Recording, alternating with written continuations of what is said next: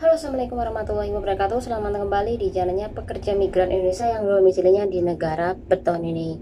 Kawan-kawan, kita akan menjawab beberapa pertanyaan kawan-kawan subscriber yang komen dari beberapa video. Jadi ada beberapa 4 pertanyaan ya, ada 4 pertanyaan dan kita akan membahasnya di video. Jadi dijadikan satu ya. Oke, langsung aja pertanyaannya. Yang pertama adalah Mbak mau nanya, kalau ada TKW Hongkong baru, belum pengalaman, baru kerja 5 bulan di intermediate dan dianya disuruh keluar dari rumah. Si Mak Lampir, detik itu juga yang saya tanyakan, kemana dia harus pergi Mbak, sementara dia kan baru di Hongkong dan si agensi itu bodoh amat. Nah oke ya, ini pertanyaan pertama. Jadi intinya adalah dipaksa keluar itu hari juga dan si agensi nggak mau membantu.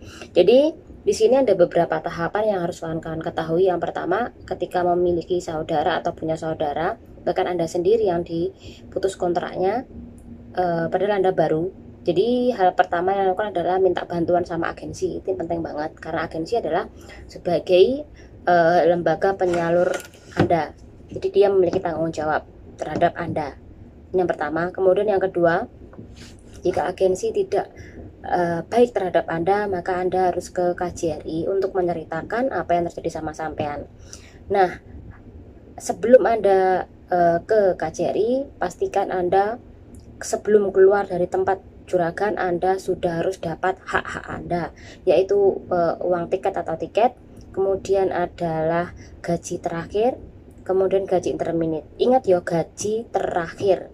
Jadi kalau sampean contoh di interminate-nya itu tanggal 14 September dan sampean kemarin sudah dapat gajian sekitar bulan Agustus, 14 Agustus, berarti sampean masih memiliki 1 bulan gaji. Itu sudah dapat. Jadi Anda dapat 1 bulan gaji, yaitu yang belum dibayarkan. Kemudian yang kedua adalah uang interminitan 1 bulan juga ya. Jadi beda antara gaji per bulan Anda kemudian gaji interminit Anda karena Anda dipaksa keluar. Kemudian adalah uang jalan 100 atau uang buat perjalanan ke tanah air 100. Sekali lagi uang tiket itu pastikan. Kemudian hak-hak Anda, contoh public holiday atau libur Anda yang belum diambil uang. Oke, yang terakhir adalah mbaknya itu dapat cuti tahunan ya, karena dia bekerja selama 3 bulan lebih. Oke, ini pertanyaan pertama sudah saya jawab. Kemudian pertanyaan kedua, bagaimana mbaknya ini kesulitan mengisi peduli lindungi karena nama pada paspor, nama pada KTP Indonesia ini beda. Nah, bagaimana itu? Oke, contoh gini. Namanya di paspor Sutinah, kemudian nama KTP di Indonesia ada binti Sutinahnya. Bagaimana kalau mengisi peduli lindungi? Nggak apa-apa, walaupun paspor Anda beda namanya, ada binti dan nggak ada binti dengan KTP, silakan mbak isi saja. Karena kalau di Indonesia ini tidak menjadi masalah, kecuali kalau Anda keluar negeri ini menjadi masalah, karena harus sama ya. Bagaimana kalau KTP Indonesia kadaluarsa? Nggak masalah, sampai isi saja ya. Oke, ini pertanyaan kedua. Kemudian pertanyaan ketiga adalah yang lagi rame, siapa benar akhir tahun ini sudah bebas masker tapi harus jutking lah, terus kalau tiket sudah diganti duit gimana ya? Oke, berita yang saya baca, pemerintah sini belum ada pandangan ke depan atau istilahnya adalah planning kapan ini bakal bebas tanpa masker. Karena dari WHO sendiri ini katanya 2023 tepatnya adalah pertengahan tahun, itu pun belum pasti.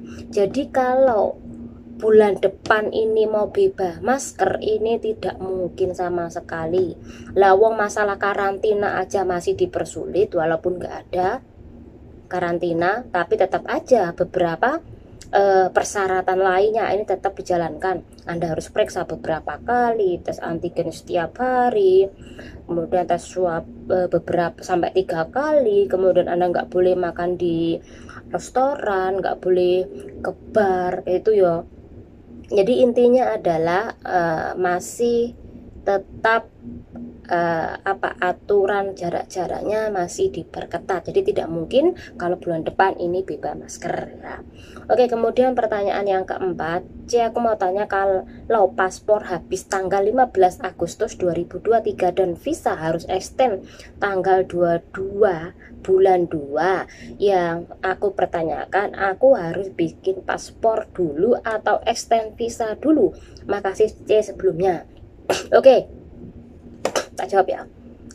Mbak hitung aja, masa habis paspor itu sebelum 6 bulan Anda sudah harus mengajukan. Dari bulan 2 berarti bulan 2 ada Februari, Maret, April, Mei, Juni, Juli, Agustus, berarti 7 bulan, Mbak. Nah, di dalam 7 bulan ini, kalau sampean nanti bikin paspor dulu, pertanyaannya apakah nanti sama KJRI itu diterima? Karena masih lama. Tetapi mbak-mbak coba aja diterima apa enggaknya ya, karena masih jauh ya.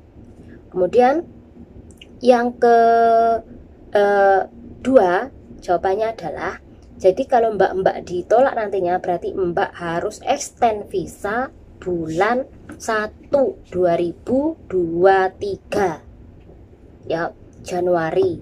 Jadi Januari sampai extend visa. Selepas extend visa nanti sampai bikin paspor lagi ya, bikin paspor lagi sebelum bulan Agustus.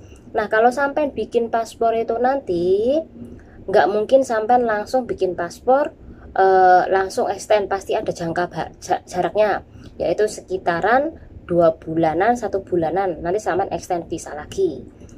Jika sampean masa kontrak kerjanya masih jauh atau visa kontraknya masih jauh, tapi kalau visa kerjanya ini hampir selesai bersamaan dengan masa paspor, berarti sampean harus mengajukan kontrak kerja baru. Jadi pertanyaannya kemarin kepada mbak-mbak, kapan masa kontrak kerja Anda habis ya? Jadi kalau masa kontrak kerja habis, jadi saya bisa tahu dan memberikan saran. Tapi kalau cuman kayak gini, ini dipastikan mbak-mbak nggak bikin paspor dulu. Kebanyakan Anda harus extend dulu karena jangka atau jaraknya itu masih lama masa paspor Anda ya. Nah, itu aja informasinya, yaitu kita membahas udah ke-5 ya pertanyaan semuanya. Semoga bermanfaat. Jangan lupa. Wassalamualaikum warahmatullahi wabarakatuh.